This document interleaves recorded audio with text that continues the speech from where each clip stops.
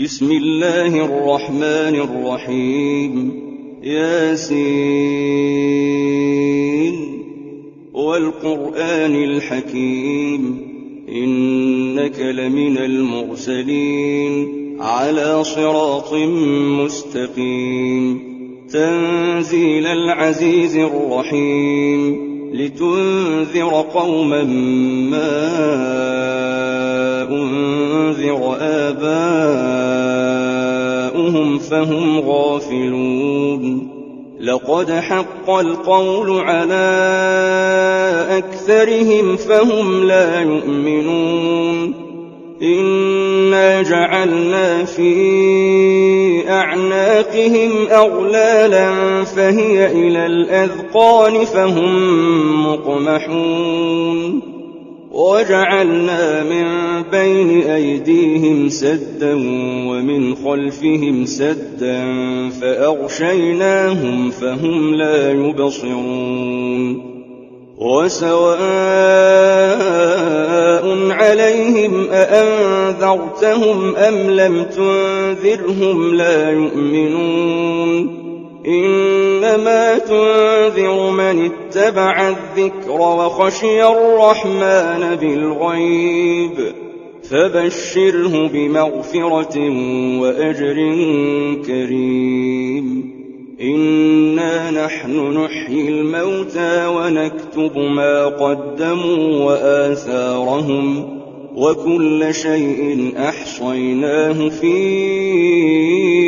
إمام مبين واضرب لهم مثلا أصحاب القرية إذ جاءها المرسلون إذ أرسلنا إليهم 2 فكذبوهما فعززنا بثالث فقالوا إنا إليكم مرسلون قالوا ما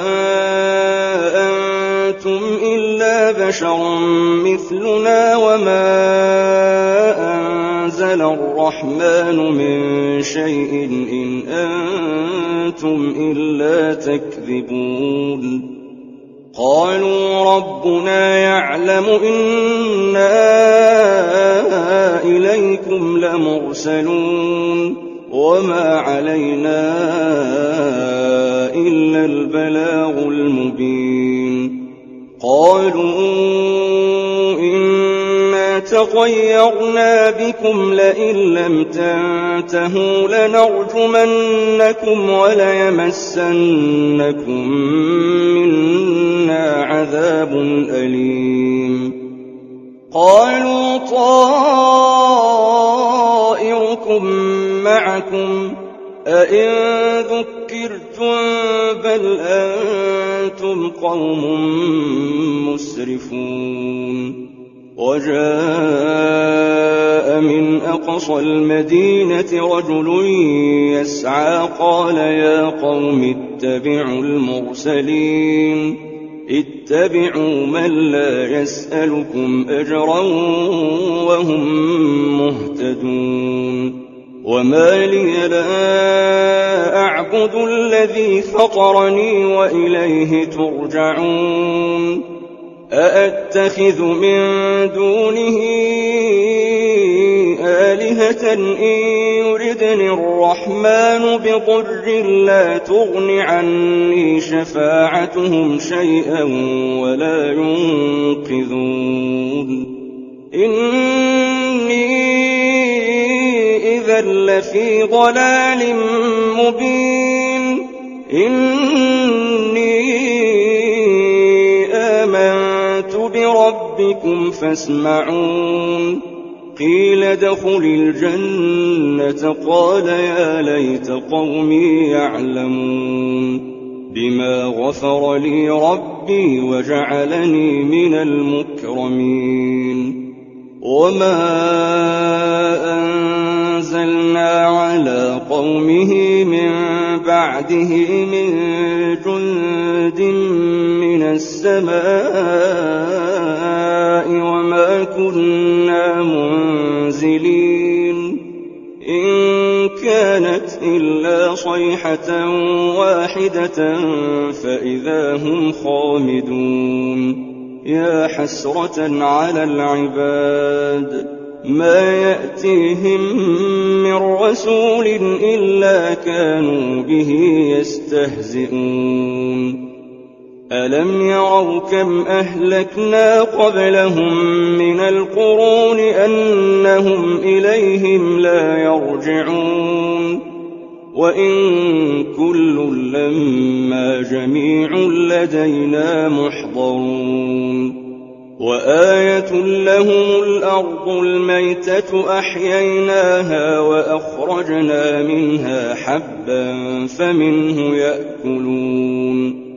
وجعلنا فيها جنات من نخيل وأعناب وفجرنا فيها من العيون ليأكلوا من ثمره وما عملته أيديهم أفلا يشكرون سبحان الذي خلق الأزواج كلها مما تنبت الأرض ومن أنفسهم ومما لا يعلمون وآية لهم الليل نسلخ منه النهار فإذا هم مظلمون والشمس تجري لمستقر لها ذلك تقدير العزيز العليم والقمر قدرناه منازل حتى عاد كالعرجون القديم لا الشمس ينبغي لها أن تدرك القمر ولا الليل سابق النهار وكل في فلك يسبحون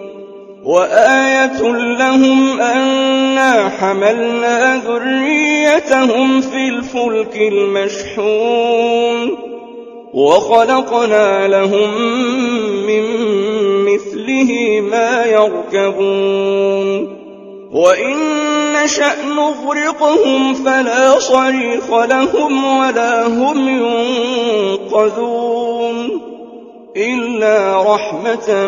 منا ومتاعا إلى حين وإذا قيل لهم اتقوا ما بين أيديكم وما خلفكم لعلكم ترحمون وما تأتيهم من آية من آيات ربهم إلا كانوا عنها معرضين وإذا قيل لهم أنفقوا مما رزقكم الله قال الذين كفروا للذين آمنوا أنطعم من لو يشاء الله أطعمه إن أنتم إلا في ضلال مبين ويقولون متى هذا الوعد إن كنتم صادقين ما ينظرون إلا صيحة واحدة تأخذهم وهم يخصمون فلا يستطيعون توصية ولا إلى أهلهم يرجعون ونفخ في الصور فإذا هم من الأجداث إلى ربهم ينسلون قالوا يا ويلنا من بعثنا من مرقدنا هذا ما وعد الرحمن وصدق المرسلون إن كانت إلا صيحة واحدة فإذا هم جميع لدينا محضرون فاليوم لا تظلم نفس شيئا ولا تجزون إلا ما كنتم تعملون إن أصحاب الجنة اليوم في شغل فاكهون هم وأزواجهم في ظلال على الأرائك متكئون لهم فيها فاكهة ولهم ما يدعون سلام قولا من رب رحيم وامتازوا اليوم أيها المجرمون ألم أعهد إليكم يا بني آدم ألا تعبدوا الشيطان إنه لكم عدو مبين وأن اعبدوني هذا صراط مستقيم ولقد أضل منكم جبلا كثيرا أفلم تكونوا تعقلون هذه جهنم التي كنتم توعدون اصلوها اليوم بما كنتم تكفرون اليوم نختم على أفواههم وتكلمنا أيديهم وتشهد أرجلهم بما كانوا يكسبون ولو نشاء لطمسنا على أعينهم فاستبقوا الصراط فأنى يبصرون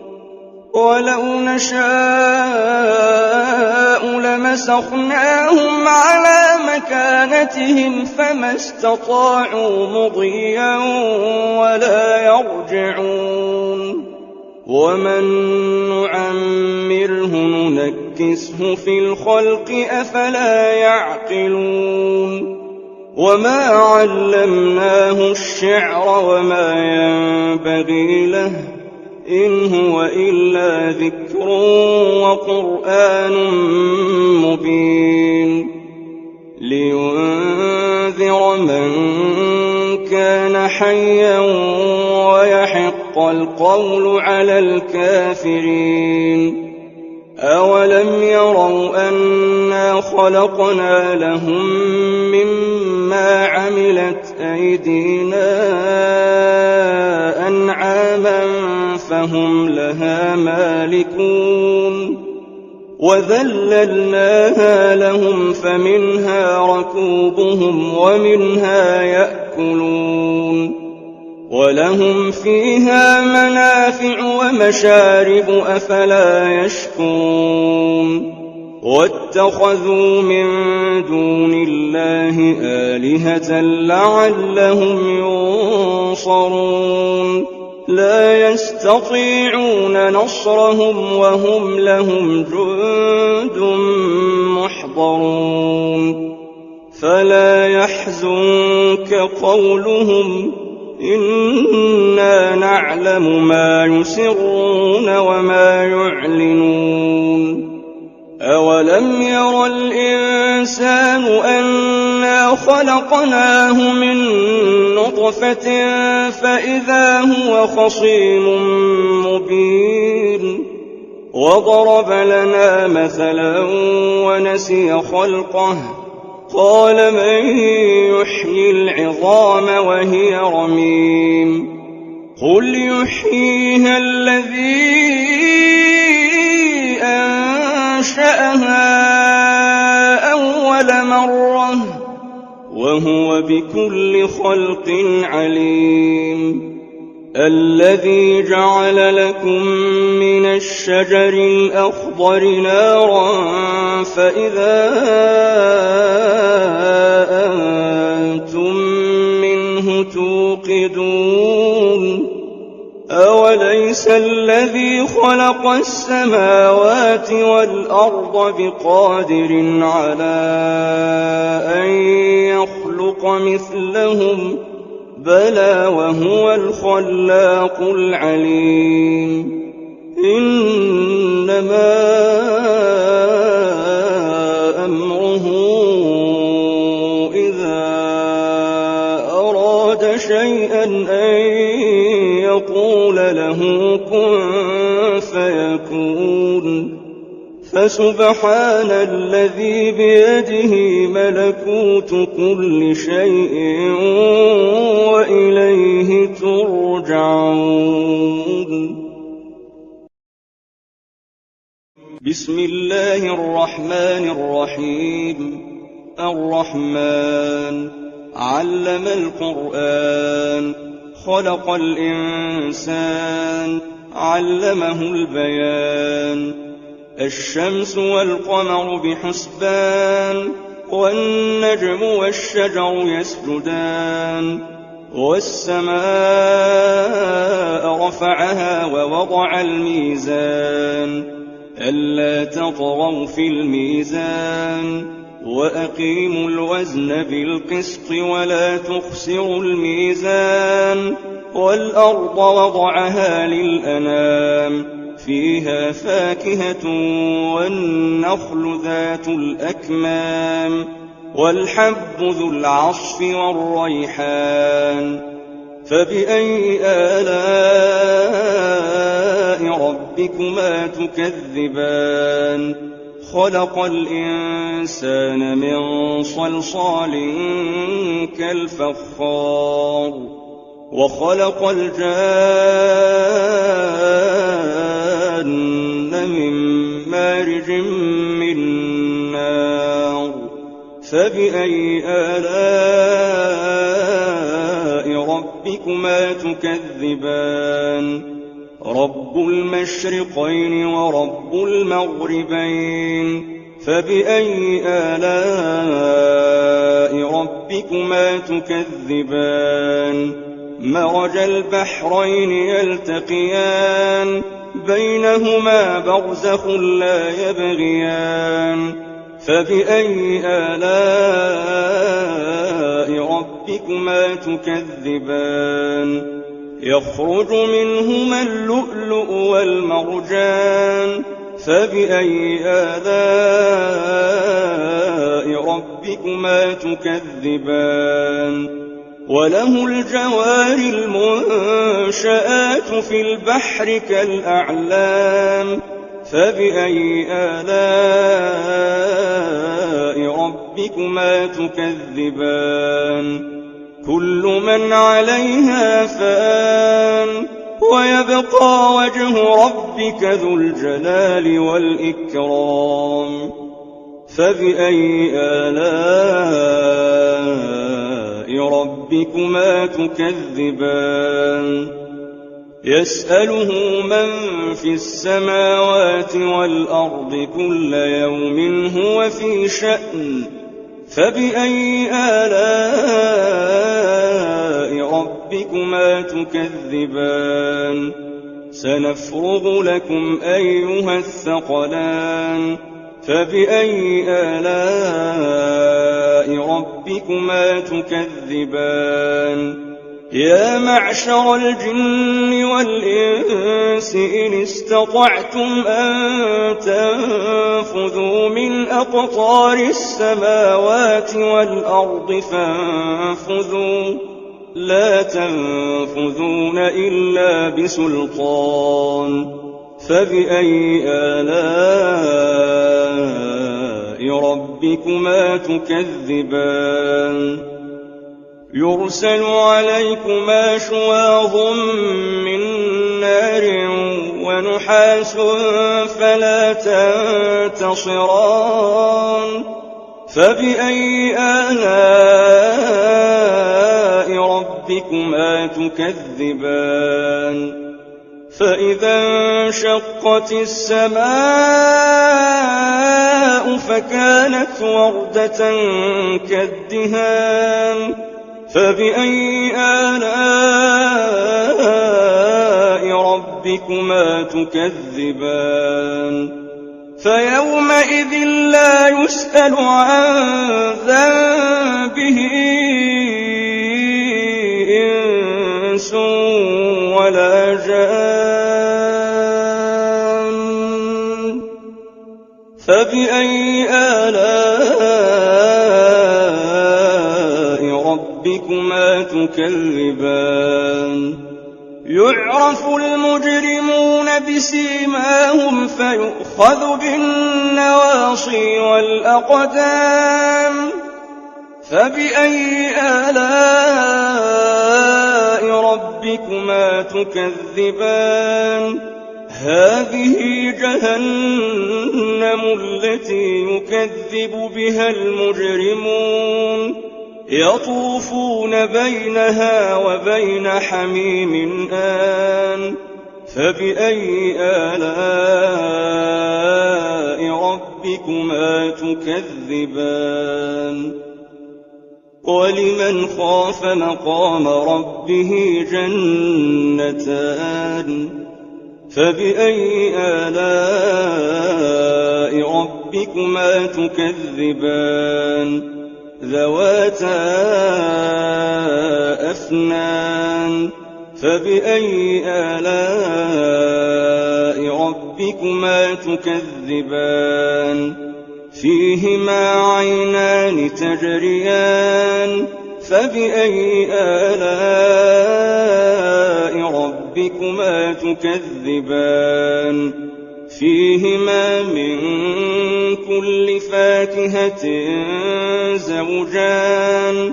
فبأي آلاء ربكما تكذبان متكئين على فرش بطائنها من استبرق وجنى الجنتين دان فبأي آلاء ربكما تكذبان فيهن قاصرات الطرف لم يطمثهن إنس قبلهم ولا جان فبأي آلاء ربكما تكذبان كأنهن الياقوت والمرجان فبأي آلاء ربكما تكذبان هل جزاء الإحسان إلا الإحسان فبأي آلاء ربكما تكذبان ومن دونهما جنتان فبأي آلاء ربكما تكذبان مدهامتان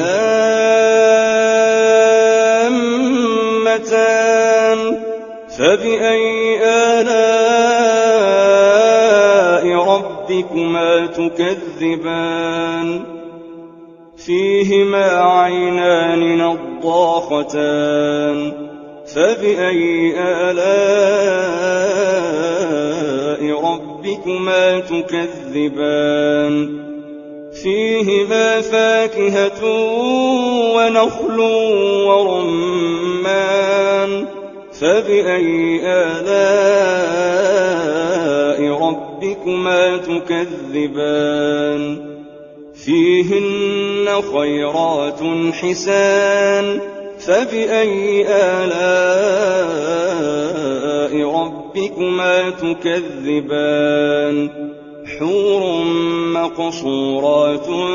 في الخيام فبأي آلاء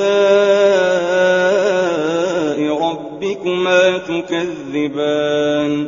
لم يطمثهن إنس قبلهم ولا جان فبأي آلاء ربكما تكذبان متكئين على رفرف خضر وعبقري حسان فبأي آلاء ربكما تكذبان تبارك اسم ربك ذي الجلال والإكرام بسم الله الرحمن الرحيم إذا وقعت الواقعة ليس لوقعتها كاذبة خافضة رافعة إذا رجت الأرض رجا وبست الجبال بسا فكانت هباء منبثا وكنتم أزواجا ثلاثة فأصحاب الميمنة ما أصحاب الميمنة وأصحاب المشأمة ما أصحاب المشأمة والسابقون السابقون أولئك المقربون في جنات النعيم ثلة من الأولين وقليل من الآخرين على سرر موضونة متكئين عليها متقابلين يطوف عليهم ولدان مخلدون بأكواب وأباريق وكأس من معين لا يصدعون عنها ولا ينزفون وفاكهة مما يتخيرون ولحم طير مما يشتهون وحور عين كأمثال اللؤلؤ المكنون جزاء بما كانوا يعملون لا يسمعون فيها لغوا ولا تأثيما إلا قيلا سلاما سلاما وأصحاب اليمين ما أصحاب اليمين في سدر مخضود وطلح منضود وظل ممدود وماء مسكوب وفاكهة كثيرة لا مقطوعة ولا ممنوعة وفرش مرفوعة إنا أنشأناهن إنشاء فجعلناهن أبكارا عربا أترابا لأصحاب اليمين ثلة من الأولين وثلة من الآخرين وأصحاب الشمال ما أصحاب الشمال في سموم وحميم وظل من يحموم لا بارد ولا كريم إنهم كانوا قبل ذلك مترفين وكانوا يصرون على الحنث العظيم وكانوا يقولون أئذا متنا وكنا ترابا وعظاما أئنا لمبعوثون أوآباؤنا الأولون قل إن الأولين والآخرين لمجموعون إلى ميقات يوم معلوم ثم إنكم أيها الضالون المكذبون لآكلون من شجر من زقوم فمالئون منها البطون فشاربون عليه من الحميم فشاربون شرب الهيم هذا نزلهم يوم الدين نحن خلقناكم فلولا تصدقون أفرأيتم ما تمنون أأنتم تخلقونه أم نحن الخالقون نحن قدرنا بينكم الموت وما نحن بمسبوقين على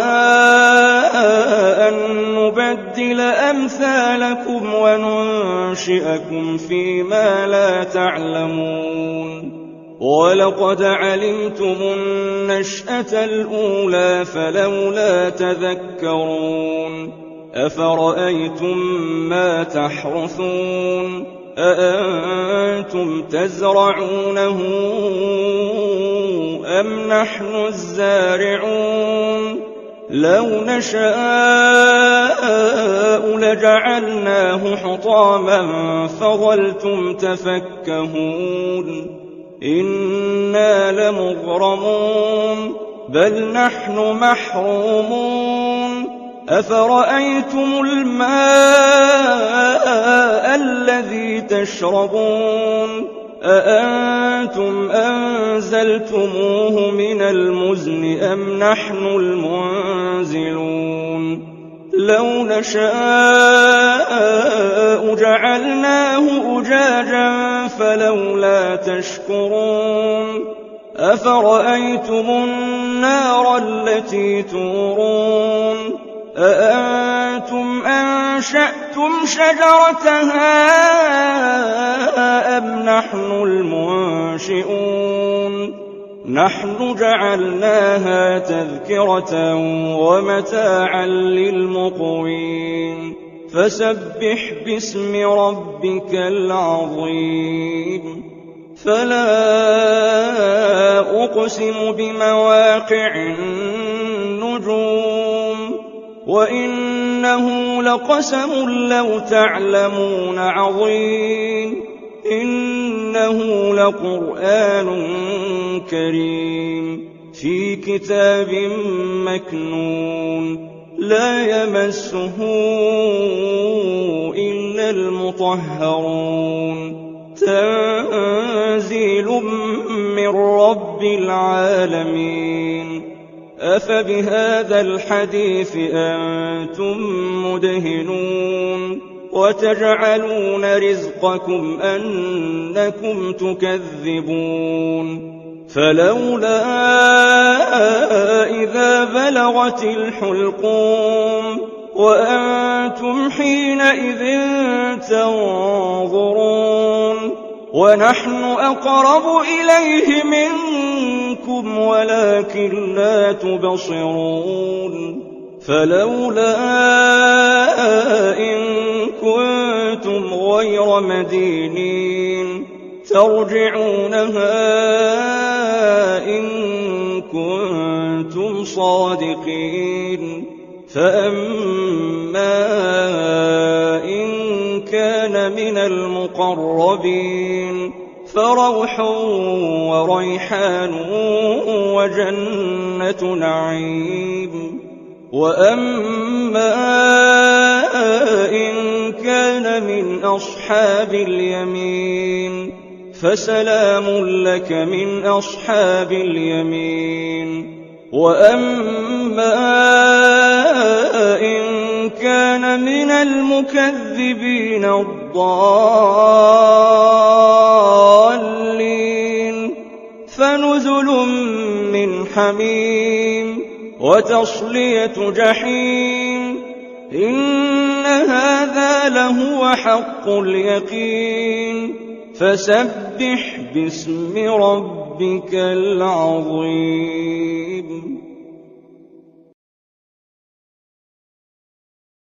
بسم الله الرحمن الرحيم تبارك الذي بيده الملك وهو على كل شيء قدير الذي خلق الموت والحياة ليبلوكم أيكم أحسن عملا وهو العزيز الغفور الذي خلق 7 سماوات طباقا ما ترى في خلق الرحمن من تفاوت فارجع البصر هل ترى من فطور ثم ارجع البصر كرتين ينقلب إليك البصر خاسئا وهو حسير ولقد زينا السماء الدنيا بمصابيح وجعلناها رجوما للشياطين وأعتدنا لهم عذاب السعير وللذين كفروا بربهم عذاب جهنم وبئس المصير إذا ألقوا فيها سمعوا لها شهيقا وهي تفور تكاد تميز من الغيظ كلما ألقي فيها فوج سألهم خزنتها ألم يأتكم نذير قالوا بلى قد جاءنا نذير فكذبنا وقلنا ما نزل الله من شيء إن أنتم إلا في ضلال كبير وقالوا لو كنا نسمع أو نعقل ما كنا في أصحاب السعير فاعترفوا بذنبهم فسحقا لأصحاب السعير إن الذين يخشون ربهم بالغيب لهم مغفرة وأجر كبير وأسروا قولكم أو اجهروا به إنه عليم بذات الصدور ألا يعلم من خلق وهو اللطيف الخبير هو الذي جعل لكم الأرض ذلولا فامشوا في مناكبها وكلوا من رزقه وإليه النشور أأمنتم من في السماء أن يخسف بكم الأرض فإذا هي تمور أم أمنتم من في السماء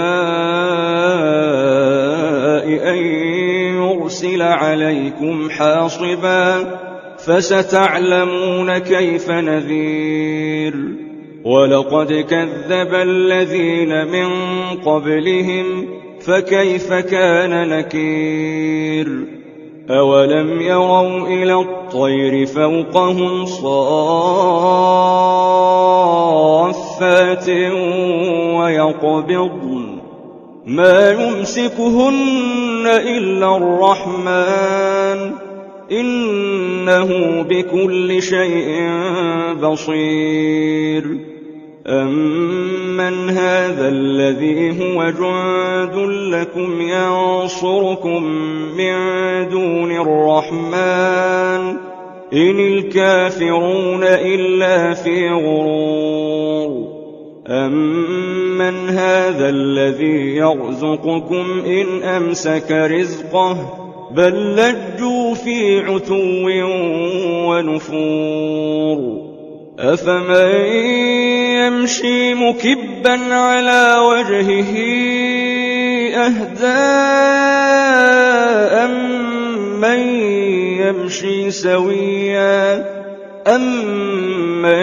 يمشي سويا على صراط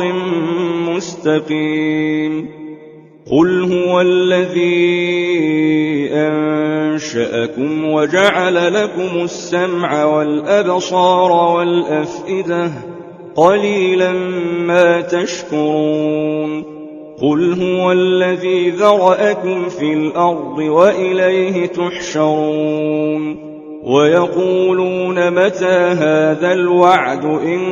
كنتم صادقين قل إنما العلم عند الله وإنما أنا نذير مبين فلما رأوه زلفة سيئت وجوه الذين كفروا وقيل هذا الذي كنتم به تدعون قل أرأيتم إن أهلكني الله ومن معي أو رحمنا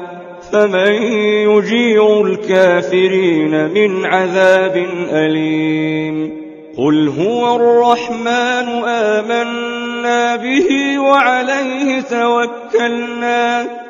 فستعلمون من هو في ضلال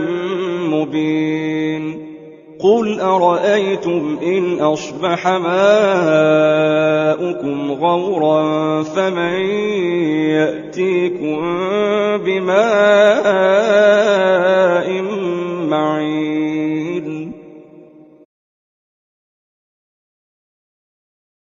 بسم الله الرحمن الرحيم يا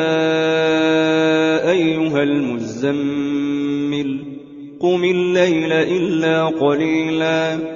نصفه أو انقص منه قليلا أو زد عليه ورتل القرآن ترتيلا إنا سنلقي عليك قولا ثقيلا إن ناشئة الليل هي أشد وطئا وأقوم قيلا إن لك في النهار سبحا طويلا واذكر اسم ربك وتبتل إليه تبتيلا رب المشرق والمغرب لا إله إلا هو فاتخذه وكيلا واصبر على ما يقولون واهجرهم هجرا جميلا وذرني والمكذبين أولي النعمة ومهلهم قليلا إن لدينا أنكالا وجحيما وطعاما ذا غصة وعذابا أليما يوم ترجف الأرض والجبال وكانت الجبال كثيبا مهيلا إنا أرسلنا إليكم رسولا شاهدا عليكم كما أرسلنا إلى فرعون رسولا فعصى فرعون الرسول فأخذناه أخذا وبيلا فكيف تتقون إن كفرتم يوما يجعل الولدان شيبا السماء منفطر به كان وعده مفعولا إن هذه تذكرة فمن شاء اتخذ إلى ربه سبيلا إن ربك يعلم أنك تقوم أدنى من ثلثي الليل ونصفه وثلثه وطائفة من الذين معك والله يقدر الليل والنهار علم أن لن تحصوه فتاب عليكم فاقرؤوا ما تيسر من القرآن علم أن سيكون منكم مرضى وآخرون يضربون في الأرض يبتغون من فضل الله وآخرون يقاتلون في سبيل الله فاقرؤوا ما تيسر منه وأقيموا الصلاة وآتوا الزكاة وأقرضوا الله قرضا حسنا وما تقدموا لأنفسكم من خير تجدوه عند الله هو خيرا وأعظم أجرا واستغفروا الله إن الله غفور رحيم